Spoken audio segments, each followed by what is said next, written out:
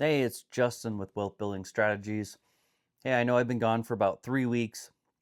I wanted to talk to you guys about why I've been gone, kind of what's going on in my life. There's been a multitude of different things. A, I've been busy with work. B, I really needed to take a little bit of time and refocus. I was taking time to look at the markets and seeing where they were at and what was happening. The other issue is that, well, it's not really an issue, but well, it's somewhat of an issue.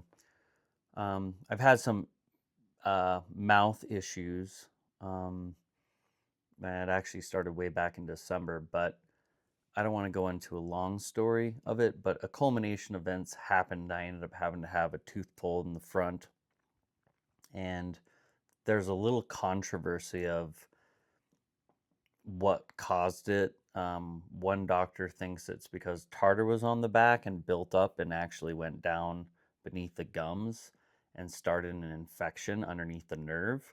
The other doctor thinks it's because of when I had struck my head really hard.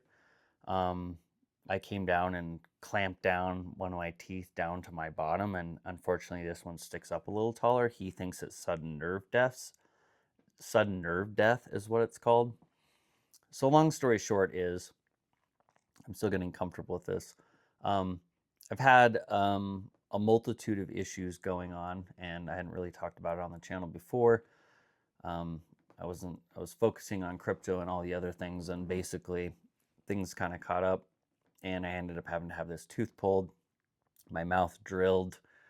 Um, they ended up putting an implant, and then the implant actually my body rejected the implant, and then um, so they ended up pulling out the implant, filling it with bone, this filler bone that they put in there, cadaver bone, and that is supposed to heal up. And then they're supposed to re-drill it again to put a fake tooth right in its place. It's a front one. So before, I had this plastic kind of retainer thing. It was like a Invisaguard kind of, and it was sitting around the front of my teeth, and I had taken my old tooth and they had cut it and we had inserted it into this plastic sleeve, and that's what I was wearing before. But things changed. That plastic piece started breaking on me, so we were trying to figure out a different solution to the problem, and they came up with this deal that they mold, and basically they take this machine and they run it along the inside of your mouth, all over your teeth, all across the bottom, and they make a mold on your top and bottom, and it actually makes a mold, and then they fit this deal that clips in to the inside of your jaw. You can see that this was the inside of your jaw, and so it fits directly in there and it clips in, and it has a fake tooth that fills the gap. And so that's what I'm currently wearing, but it's totally different than the Invisaligner that actually sits on top of your teeth. So this thing is taking up space where your tongue normally sits. So I'm having a hard time. I'm having to talk around it a little bit. So I'm still getting used to it. So bear with me. There has been a lot going on in my life. That is why I've been gone for 3 weeks. I needed to refocus. I really appreciate the gentleman reaching out and saying, have you left us? Because I know some people were wondering. And I didn't want to just start pumping out videos just to pump out videos. I see people all the time that I do respect in the space. Like, I do respect their content that they put out, but the fact is, they put out content all the time, constantly, because they want clicks. And I'm not really about clicks, I'm about actual information that I can deliver to you guys that is going to benefit your business. It's going to benefit you as a person in your portfolio, getting you to think about things. So, not entirely sure where I was going to go with the video, other than I wanted to fill you guys in on what's going on. But with that being said, the other things that have been going on is I have been asking God about cryptocurrency and about what He wants me to do, how He wants me to prepare. Because if you are in this space and you've already purchased it, right, you have all these other steps, and a lot of that is getting the liquidity, right? Having, when the price goes up, you sell it. How do you know that the exchange you're on has enough liquidity to fulfill your order at that time when everything is selling and everything is busy, right? And what is the smartest way to guard yourselves tax wise? And I have looked, because I've been studying the way that the rich people structure things, the way that they hold assets, how they hold assets is important. And so I started down this path myself about learning how elite people, right, billionaires basically is what I'm talking about, how do they hold their finances? So I have learned a lot of things over the years, and of recently have learned even more. And so I would have wanted to share that knowledge with you guys. So one of the things that I chose to do was to set up a holding company, an LLC, in Wyoming. And the reason that I chose to do this is because it has numerous tax benefits for me, because I can transfer my cryptocurrency as a capital contribution from myself to the LLC without incurring any tax penalty. And then I can take the money, and the LLC is actually controls it at that point. It is not in my jurisdiction, but I'm a member of the LLC. So then I can, as a member, a single member, can vote what to do with the cryptocurrency when the time comes to sell. And what is great about it is that Wyoming does not have a capital gains tax on cryptocurrency. Therefore, I pay 0%.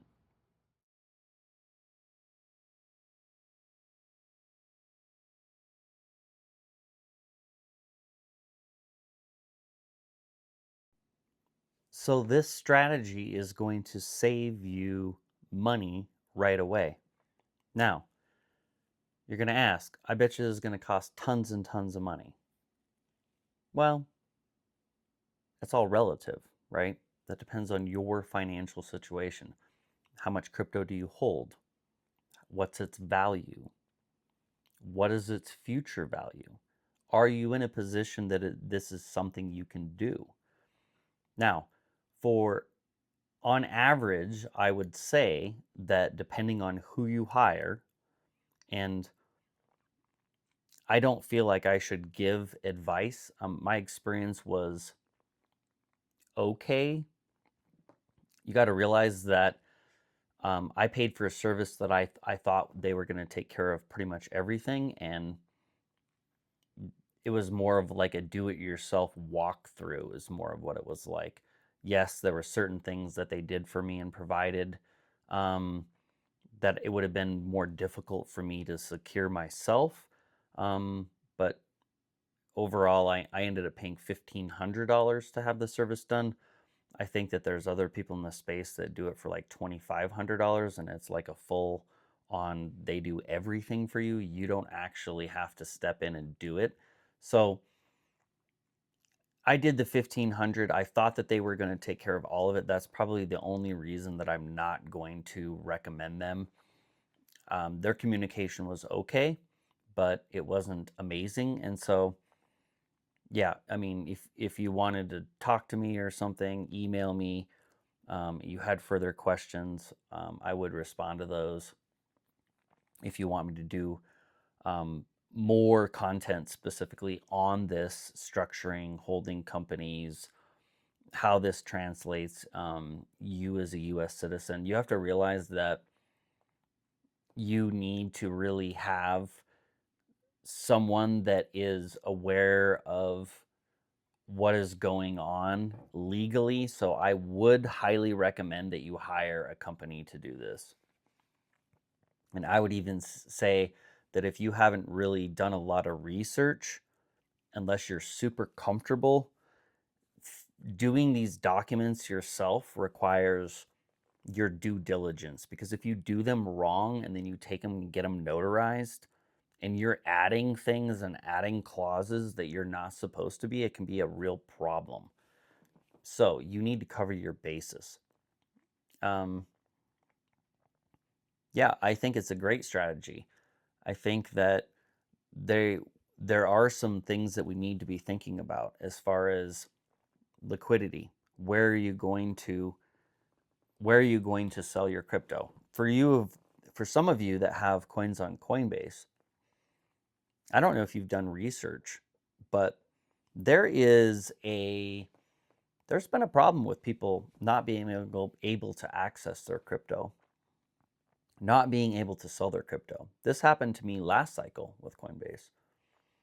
And the fact is, a bunch of us that had XRP on Coinbase back in the day, I don't anymore.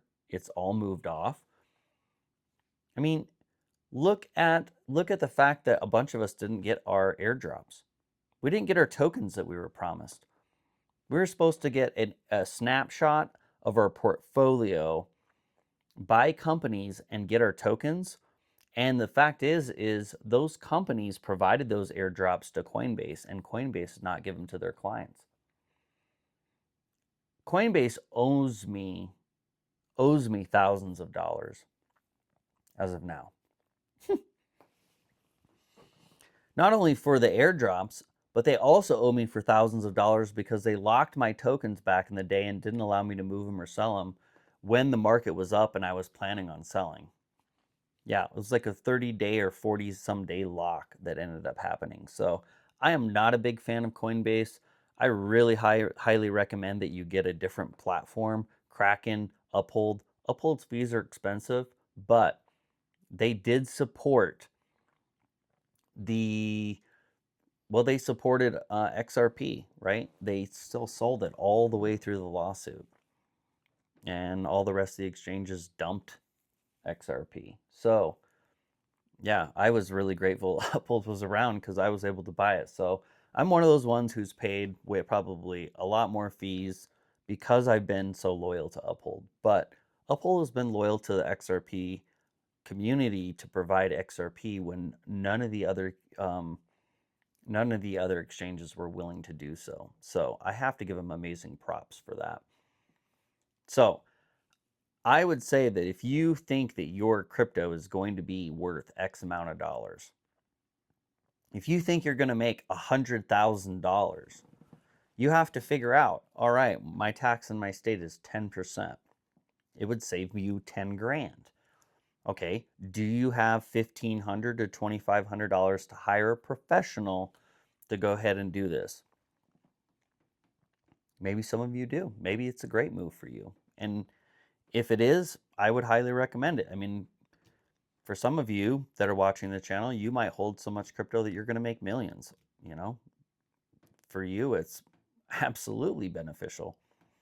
But for others, you might not be in a position where you have an extra $1,500. Then I would say absolutely not. You would probably be better off investing your money into a little bit more crypto, right? And then pulling the trigger on some of it when we have an up on some gains. And that way you can take some of that money before the rest of it runs up and then get yourself set up with an LLC holding company. And the whole idea, I say LLC holding company, because the whole idea is you have an LLC and then you have what you can have as a holding company, and what you want is a holding company at the top and then the LLCs at the bottom. And so it would look like a holding company here if it was up above my hat, and then you have different tiers of LLCs are your businesses. So let's say, for instance, you have a holding company and you operate cryptocurrencies over here, and you decide later on you're going to get into aviation and purchase planes and rent them out. So then you have an aviation LLC.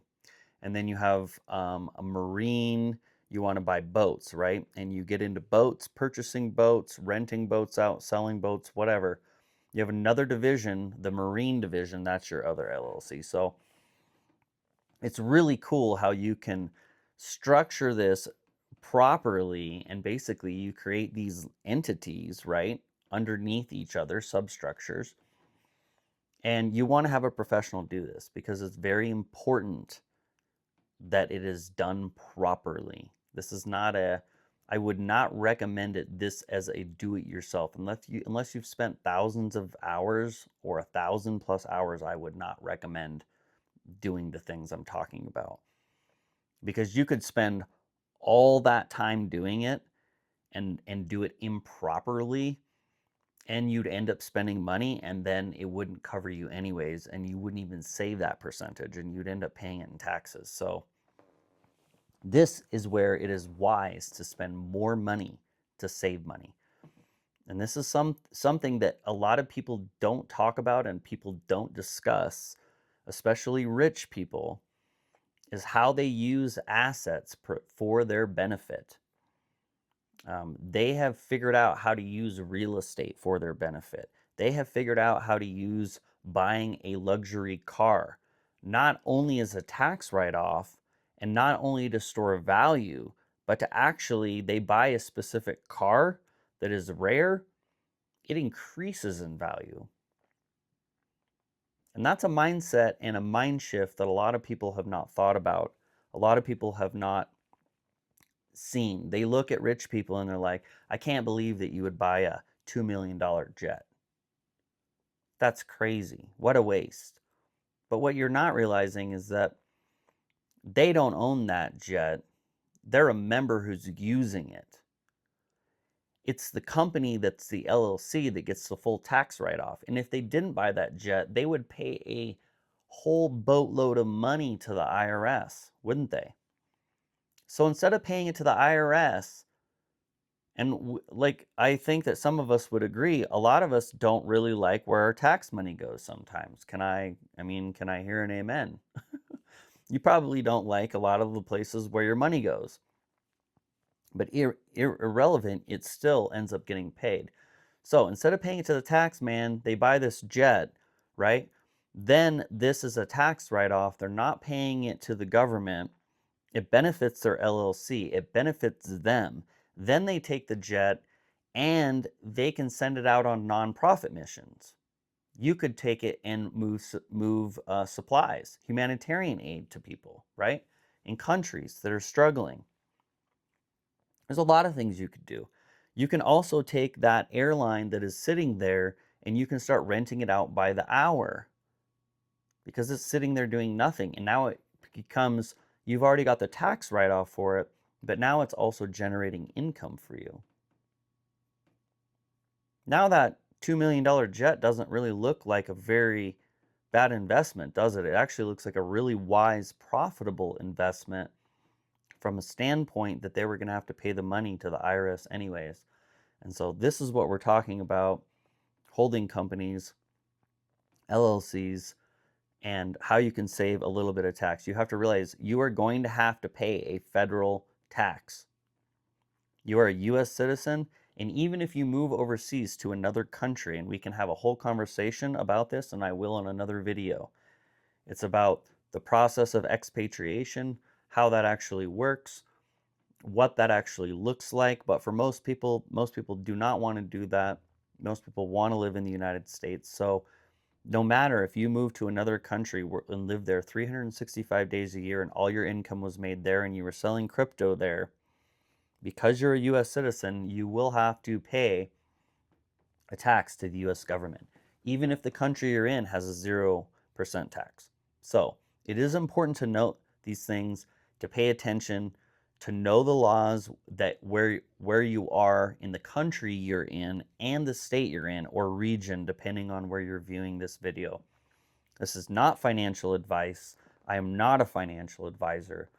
I am a wealth building strategist, and we create roadmaps for people to retire at a young age, and we give you information that will help better your business, your person, and your spirituality and your walk with God. Thank you for joining me today on Wealth Building Strategies. I appreciate your patience, and I will see you in the next video.